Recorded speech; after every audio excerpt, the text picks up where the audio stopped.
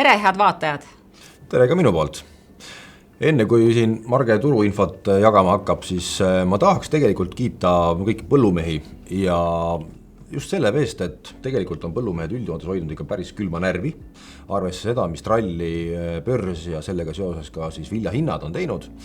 Ja on ikkagi hoitud seda fikseeringut tagasi, et eks kindlasti on kogemused ka, mis natukene ikkagi teevad ettevaatlikuks, aga ei ole kui hind ju alla kukkunud. Mis tähendab, et idee poolest võib ju veidikene oodata ja natuke vaadata rohkem seda poolt ikkagi, et millised on minu enda kulud, mis see seis on ja ikkagi päris hea trend on praegu see, kus päris, ma ütleks ikkagi suur hulk põllumehi panevad endale paika sellised miinimum-maksimum tasemed, mille puhul siis nad on teadlikult endale otsustanud, et ma hakkan fikseerima. On see siis 50 tonni, 100 tonni või mis iganes see number seal juures on, aga tal on väga kindlad tasemed, mille puhul ta siis ikkagi fikseerima hakkab. Ja see on ikkagi väga hea trend, ma ütleks, et see tagab ka selle, et kui turg muutub, siis põllumees juba teab, mida ta teeb. Jah, mõned põllumehed on näiteks öelnud, et kui nisu hind 350 tuleb, et siis ta paneb suurema osa kinni, et tema kalkulatsioon näitab seda, et mõnel on kindlasti see tase madalam. Jah, et eks see sõltubki sellest, et mida keegi on tänaseks hetkeks teinud, et millised on need kulutasemed, mida on keegi fikseerinud ja kui palju. Eks see kõik on iga ettevõtte mõistes nii-öelda ikkagi erinev, aga see on ikkagi hea trend, ma ütleks. Ja kui me kuludest juba räägime, et siis üheks suureks kuluartikliks tegelikult sügisel on ju põllumeheks ka kuivatamine ja kõik selle kuivatamisega seondub. Ja ma olen ikkagi päris mitme põllumehega rääkinud, kes tänasel hetkel ikkagi otsib võimalust kuivatusteenuse jaoks, sellepärast, et enda kuivati on võib-olla natuke vanemapoolne ja ei ole nii efektiivne seda kuivatust võib-olla enda juures teha ja ikkagi otsitakse teenuse variante ka. Nii et kõik mõtted täna on tegelikult laual ja vaadatakse kõik asjad üle. Ja kui me üldises hinnast räägime, mis kuivatamises võib tulla hooajaks, siis hetkel on ta selline 25–30% kõrgem võrreldes eelmise aastaga, aga mis ta tegelikult lõpuks on, see ma arvan selgub siin ikkagi kuu-kahe jooksul ja seda siis me siin kindlasti teravalt ka jälgime ja kuivatuskohtade osas, mis Kandakaral on plaanis, on üldjoontes ikkagi samad kohad, mis eelmine aasta, aga plaan on võib-olla siin ikkagi 1-2 kohta lisada, et teha seda vastuvõtust siis veelgi paindlikumaks. Ja kuivavilja osas ma kindlasti mainin ära, et Muugal on meil sellel aastal 2 vastuvõttu ja ka 2 laborit, mis kindlasti teeb oluliselt paremaks vilja vastuvõttu hooajal ja seda ka siis mitte ainult vastuvõtu osas, aga ta vabastab ka ju autosid kiiremini, nii et ka logistikale annab see kindlasti päris palju juurde. Arvestades seda, et järjest lühemaks see koristusperiood on läinud, järjest rohkem on tallivilja külvatud, nii et see, ütleme, selline juuli lõpp ja augusti esimene pool on ikkagi väga oluline saada vilja eest ära. Jah, et eks siin on omad tingimused ka, et kui me 10 aastat tagasi oli ikkagi väga palju suvivilja veel, mis venitas seda hooaega pikemaks, siis praegusel hetkel on tallivilja osakaal ikka väga palju suurem ja sisuliselt meil 2 kuu pealt on ikkagi hooaeg, ma ütleks 1 kuu peale läinud, et 1 kuu ja siis on hiljem juba oluliselt vaiksem. Nii et päris suured muutused tegelikult ja väga lühikese aja jooksul. Jah, see Muuga on ikkagi väga hea uudis tegelikult meie enda jaoks ka ja saame olla rohkem paindlikumad ja kiiremad. Jah, aga Marge, sa käisid eelmine nädal Saksamaal, et meil on siin olnud üsna tegelikult ilusad ilmad, ei saa väga kurta, on olnud siin vihma ka vahel, et kuidas siis Saksamaal pilt oli? Ja Saksamaal saime kokku mitmed turul olijatega, arutati, mis maailmas toimub, räägiti sõjast ja teine oluline teema ilm, et kuidas on siis sademete hulk ja kuidas põllud on. Ja kui Saksamaal nüüd ise ringi sõitsin, ma olin seal Kesk-Saksamaal, vaatasin nii-öelda oma pilguga siis põlde, et ütleme, et ma ei ole tõesti ka ise nii palju rapsipõlde näinud, et nad on muidugi täis õides ja põllud on väga ilusad ja oad on juba sellised umbes selline 15-20 senti isegi võib-olla kohati, nii et olenevalt piirkonnast. Aga kuiv on, et ka saksad ütlevad, et Kesk-Saksas on kõige paremad mullad ja seal on praegu ikkagi vihma vaja. kas siis võib niimoodi öelda, et kui muidu räägitakse ilmast siis, kui on igav ja pole millestki rääkida, siis tänasel hetkel ikkagi ilm on ikkagi põhiteema ja mitte igavuse, vaid ikkagi sellepärast, et see on oluline. Jah, täpselt nii ja igal pool tegelikult pärast vaatame ka ilmakaarte täpsemalt. Ja mis puudutab näiteks fikseerimist ka, siis rääkisin Taani kolleegidega, et kui Eesti põllumees on hoidnud tõesti külma närvi ja olnud konservatiivne, siis ütleme, et Taani põllumees on nüüd väga julgeks muutunud, et on fiksanud siin, ütleme, et isegi 55% oma potentsiaalset saagist, et tuleb natuke tagasi hoida isegi, et olla kindel, et ikkagi see saag sealt põllu pealt tuleb. Aga vaatamegi siis ilmakaartidele otsa, et mis maailmas toimub. Alustame eelkõige Lõuna-Ameerikast, kuna Lõuna-Ameerika kogu kultuuride kompleksis on väga oluline ja kuna eelmisel aastal oli seal, ütleme, 40 aasta kõige suurem põud, siis ega seekord ei ole pilt kõige parem samamoodi, et seal on olnud väga kuiv ja maisi ja soja sellistes võtmepiirkondades on praegugi väga kuiv.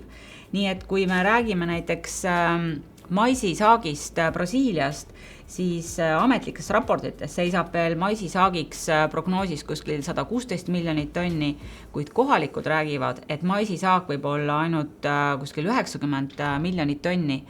Mis see tähendab, et eelmisel aastal tegelikult koristati enam-vähem samamoodi 89 miljonit tonni ja tavapäraselt Brasiiliast tuleb maisi kuskil selline 109-110, aga arvestades, et maisi maailma bilanss on väga õhuke, siis iga selline kadu, ja antud momendil võib see öelda, kadu on kuskil selline 20 miljonit tonni, on väga halb uudis turu jaoks. Ja ega Argentiinas ei ole pilt parem, on väga kuiv ja näiteks maisipõldudest hetkel vaid 19% uuest külvist on heas või väga heas seisus võrreldes siis eelmise aastaga, mis oli 41%. Ja kui vaadata pikemalt ette, mis toob mai ja juuni, siis ega pilt ei ole ka edaspidiseks hea, on kuiv ja ütleme, et selline ilma sademeteta. Järgmisena vaatame Põhja-Ameerikat. Siin ei ole pilt samamoodi hea, siin on olnud väga kuiv ja jahe ja vaid 27% talinisust on heas või väga heas olukorras, kui eelmisel aastal oli see 48%. Mis on veel oluline Põhja-Ameerika puhul mainida, et seal ollakse praegu külviga väga maas, et toimub siis maisi ja soja külv ja nii hilist külvi ei ole viimase kuskil 15 aasta jooksul olnud ja praegu on jõutud külvata vaid kuskil selline 14% tavapärase, ütleme selline 33% asemel, nii et praegu ollakse väga mures, kuidas selle külviga edasi läheb ja kui vaadata nüüd pilti jälle kaugemasse tulevikku, siis pilt ei ole üldse hea, on jälle samamoodi väga kuiv, sademeid on vähe, nii et isegi kui see mais sinna külvatakse, et kui palju sealt seda maisi reaalselt tuleb, et väga raske prognoosida, arvestades, et USA on ikka üks suuremaid maisitootjaid.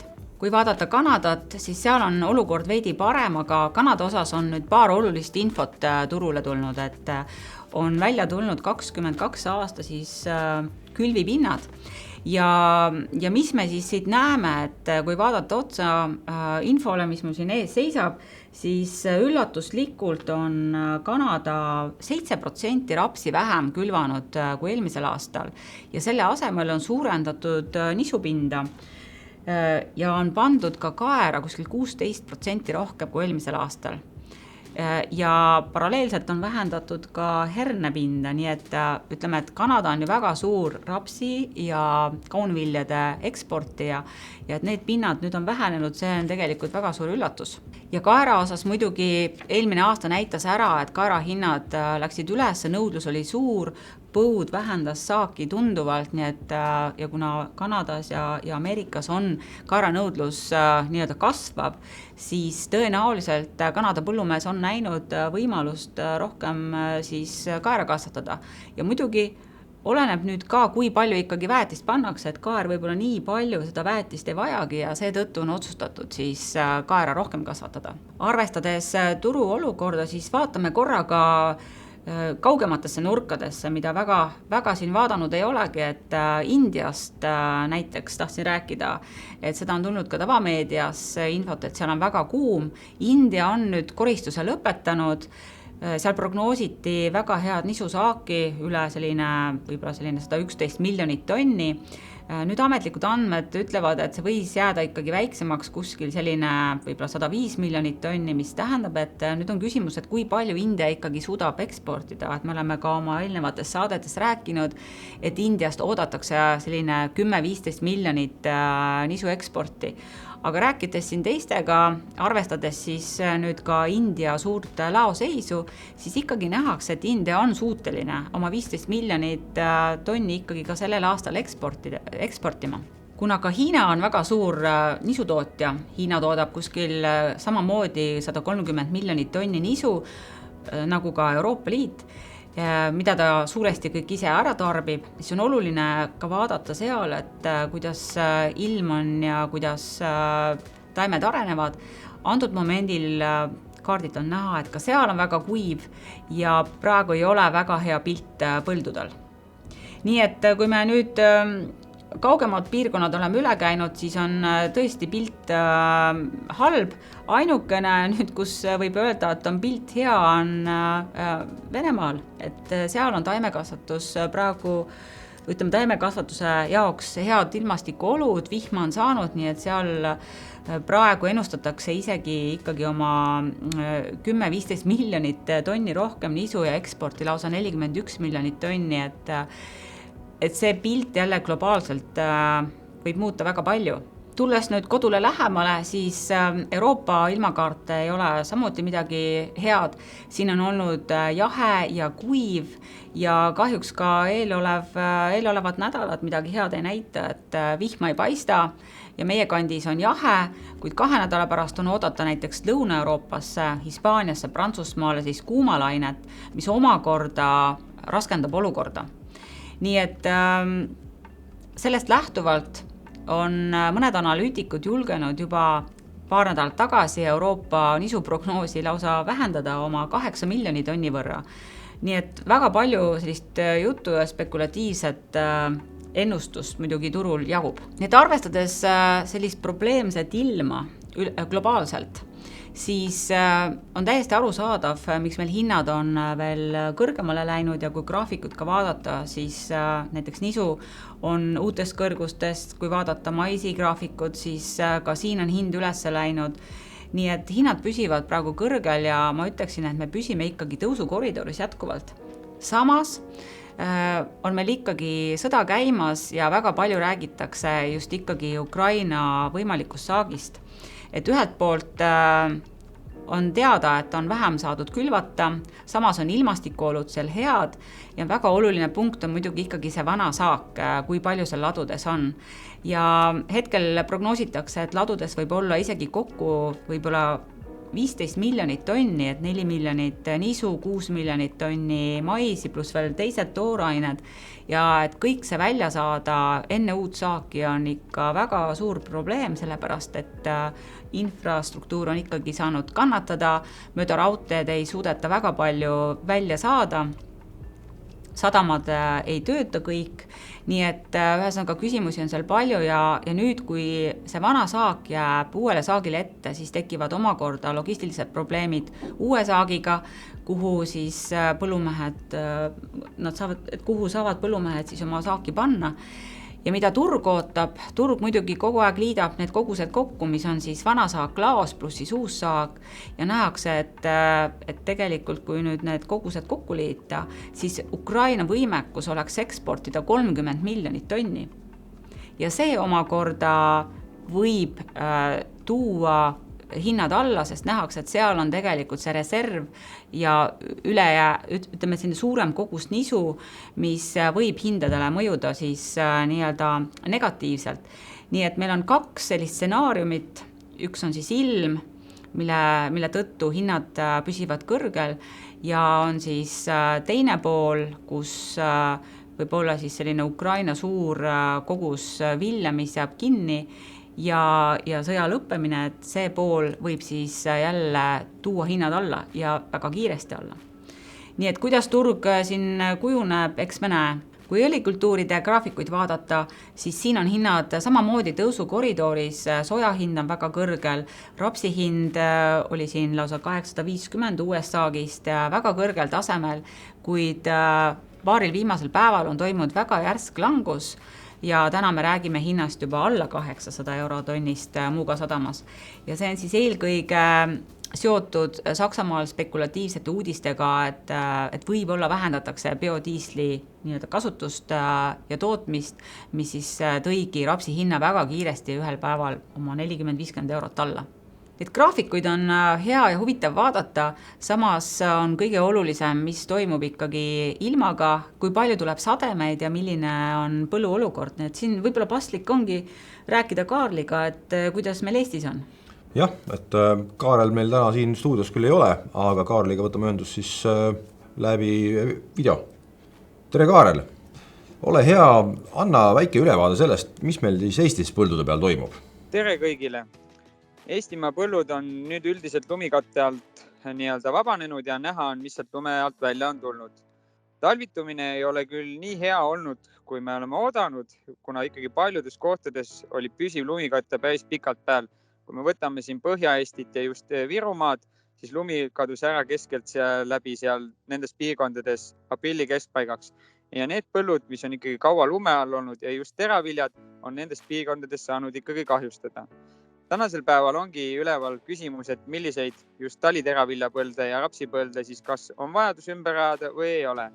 Olen käinud siin üle Eesti ja hinnanud neid põlde ja vaadanud ja on ikkagi otsused, kus näha on, et taliteraviljast just on saada ikkagi selline 3-4 tonni saaki, mis on küll talitere puhul selline kehvemapoolne saak, siis ei ole mõtet seda ümber avada just majanduslikkude kulude poolest, kui ka selle tõttu, et kui tuleb ikkagi kuivem kevad ja põud, siis ka suviteraviljade saagikus ei lähe üle 3-4 tonni.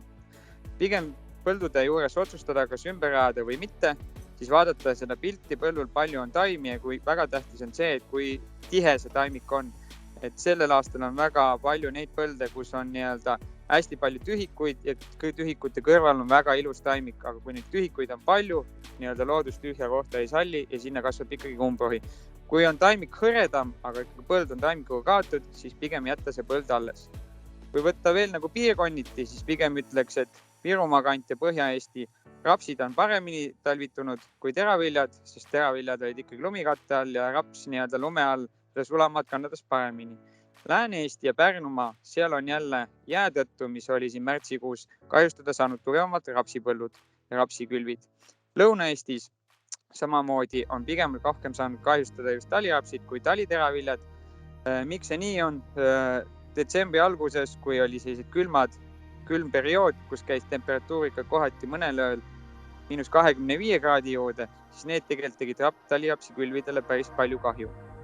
Et üldiselt öeldes, et talvitumine ei ole olnud kõige parem, circa ümber tuleb rajada meie hinnangul selline 20-25% erinevatest põldudest. Kui nüüd edasi võtta kevadesse ja siis pitsimisi vaadata, siis kindlasti pitsimistega praeguste temperatuuride juures olla pigem tagasihoidlik. Kuna ööd on ikkagi miinuskraadidega, kui pitsipaagis peaks olema mingi taimekaitsevahend, näiteks teraviljade puhul kasvuregulaatorid või ka rapsi puhul, siis kindlasti lükata seda pitsimist natukene edasi, et oodata ära, et öine temperatuur ikkagi jääks peale pitsimist selline 5-6 kraadi pluss poole. Ka pitsimise hetkel peaks olema selline 10-12 kraadi ja sama kehtib ka näiteks herbitsiidide puhul, et herbitsiidid tahavad ikkagi mõjumiseks efektiivseid temperatuure ja kui see temperatuur ei ole, siis tegelikult need herbitsiidid ei mõju ja teie kaotate kohe selles nii-öelda mõjus. Ja pärast peate te testi ju tegema, et pigem oodata mõned päevad, kuna järgmine nädal näitab ikkagi soojamaid ilmasid ja pitsi aega. See oleks lühikokkuvõtte Eesti põldudelt, et vaatame edasi, kuidas kevad läheb ja jõudu ja jaksu kõigile töös. Aitäh sulle, Kaarel, põhjaliku ülevaate eest. Täname vaatamast, hoiame teid ka jätkuvates saadetes infoga kursis ja püsige lainel. Kohtumiseni! Kohtumiseni!